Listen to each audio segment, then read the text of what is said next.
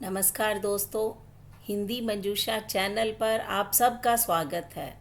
चलते हैं कहानी मंच की ओर। आज की कहानी जो कि जीवन के प्रति हमारी सोच बदल सकती है, क्योंकि हम सब परिवार वाले हैं और परिवार में रहते हुए जिम्मेदारी ये हम सबका कर्तव्य बन जाता है।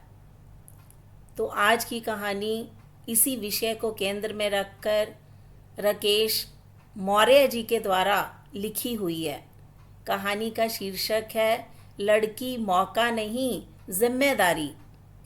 शनिवार रात 10:30 बजे ऑफिस से बाइक पर मैं घर लौट रहा था।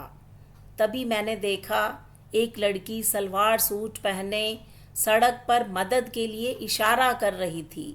मैंने बाइक रोकी, लेकिन एक ऑटो हमारे पास से निकल गया। मैंने कहा, जी कहिए। वह गुस्से में बोली, मैंने ऑटो को रुकने का इशारा किया था, इतनी देर में ऑटो आया था तो आपकी वजह से वह भी चला गया। मुझे भी बुरा लगा। सोचा कि इतनी रात को अकेली लड़की मेरी गलती की वजह से परेशान हो गई। मैंने तुरंत माफ़ी मांगी, लिफ्ट के लिए पूछा, लेकिन उसने साफ मना कर दिया। मैंने फिर कहा, रात काफ़ी हो चुकी है, आप अकेली हैं, मगर वह गुस्से में कुछ सुनने को तैयार नहीं थी। मैंने सोचा कि चला जाऊं, लेकिन फिर मन में आया, अगर कुछ गलत हो गया तो मुझे इसका दोषी माना जाएगा। मैंने कहा, ठीक है, जब तक आपको ऑटो नहीं मिलता मैं यहीं खड़ा रहूँगा, क्योंकि गलती मेरी है। वह कुछ नहीं बोली। आधा घंटा और बीत गया। अब समय रात के 12 बजे के पार हो गया।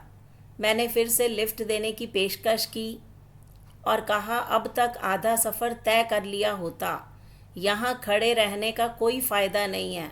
लेकिन उस लड़की ने अनसुना कर दिया। मैं उलझन में था, उसे अकेले छोड़ने का मन नहीं कर रहा था। मेरे मन में बेचैनी थी कि कहीं कुछ गलत ना हो जाए। फिर सोचा, जब मेरे मन में इतनी घबराहट है तो वह तो एक लड़की है, मैं उसके लिए अजनबी हूँ, वो कैसे मुझ पर विश्वास कर सकती है। अचानक मुझे एक उपाय सूझा। मैंने कहा, देखो, मेरे घर में भी तुम्हारे जैसी एक छोटी बहन है, तुम भी वैसी ही हो, मेरी मानो। यहाँ इतनी रात को अकेले रहना ठीक नहीं है। प्लीज़ मेरे साथ बाइक पर चलो, जहाँ तक तुम्हें अच्छा लगे। मेरे इन शब्दों में थोड़ी राहत महसूस करने लगी। बोली, आप जाइए, मैं कोई न कोई उपाय कर लूँगी। मैंने कहा, मुझे यहाँ रुके 1 घंटा हो गया, ऑटो तो दूर, आदमी भी नज़र नहीं आ रहा, प्लीज़ चलो। वह फिर भी तैयार नहीं हुई। मैंने अपना पर्स खोला, उसे दिखाया, देखो इसमें मेरी फ़ोटो है, पहचान पत्र है, ड्राइविंग लाइसेंस है, आधार कार्ड है, इसे अपने पास रख लो। जब अपने मंजिल पर पहुंच जाओ तो मुझे लौटा देना। उन्होंने मेरा आधार कार्ड देखा और कहा, दीपक? मैंने कहा, हाँ, मेरा नाम दीपक है। देखो, अब प्लीज़ मना मत करना, तुम्हारे घर में तुम्हारे माता पिता, भाई बहन इंतज़ार कर रहे होंगे। वैसे मेरे भी मम्मी पापा और बहन इंतज़ार कर रहे हैं, जल्दी चलो। वह थोड़ी सी मुस्कुराई, बाइक पर बैठ गई। मैंने पूछा, तुम्हारा घर कहाँ है? वह बोली, आप चलते रहो, जहाँ लगेगा बता दूंगी। लगभग 1 घंटा लगातार बाइक चलती रही। वह कुछ नहीं बोली। 40 किलोमीटर के बाद वह बोली, बस यहीं रोक दो। तुरंत एक सड़क से कॉलोनी की ओर जाने वाले रास्ते पर दौड़ पड़ी। कुछ ही मिनटों में वह मेरी आंखों से ओझल हो गई। घर पहुंचा तो 3 बज चुके थे। पापा बहुत गुस्से में थे, मम्मी और बहन भी जाग रहे थे। यकीनन वे चिंतित थे और गुस्से भी। बिना कुछ बताए मैं चुपचाप अपने कमरे में चला गया। अगले दिन रविवार था तो आराम से सो रहा था।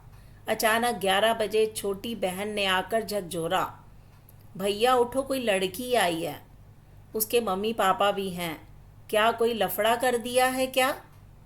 और हंसने लगी, पापा बुला रहे हैं नीचे, जल्दी चलो। मैंने कहा, पागल है मैं और लफड़ा, शैतान कहीं की। अचकचाई नींद में तुरंत बनियान पहनकर नीचे आया।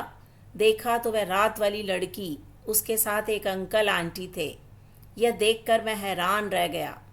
मैं कुछ पूछता उससे पहले वह उठकर आई और बोली, भैया हैरान हो गए ना, मैं यहाँ कैसे आई? आपका पर्स जिसमें आपका पैन कार्ड, आधार कार्ड, उसी से पता लेकर मम्मी पापा के साथ आई हूँ। आपने रात में मेरी इतनी मदद की, मैंने आपको धन्यवाद तक नहीं किया, उल्टा आपके ज़रूरी दस्तावेज़ भी ले गई। पहले थैंक यू और फिर सॉरी। जैसे आपने कहा था, मैं भी छोटी बहन जैसी ही हूँ। इसके बाद उसके मम्मी पापा ने मुझे ढेरों आशीर्वाद दिए, मेरी काफ़ी तारीफ़ की।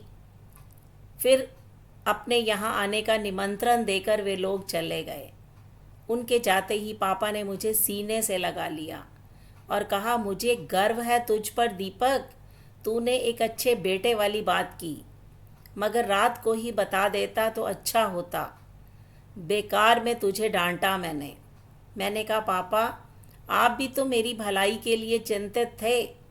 पापा ने एक बार फिर मुझे सीने से लगा लिया। इस बार मम्मी और छोटी बहन भी आकर मुझसे लिपट गई। दोस्तों, मुझे मेरे पापा ने बचपन से लेकर आज एक ही शिक्षा दी है कि अकेली लड़की मौका नहीं, जिम्मेदारी होती है। तो ये दोस्तों छोटी सी कहानी जो कि हमें सीख दे सकती है, जीवन के प्रति हमारी सोच बदल सकती है। तो आपको ये कहानी कैसी लगी? कहानी पर प्रतिक्रिया दीजिए, चैनल को सब्सक्राइब कीजिए। मिलते हैं अगली वीडियो में, तब तक के लिए बाय बाय।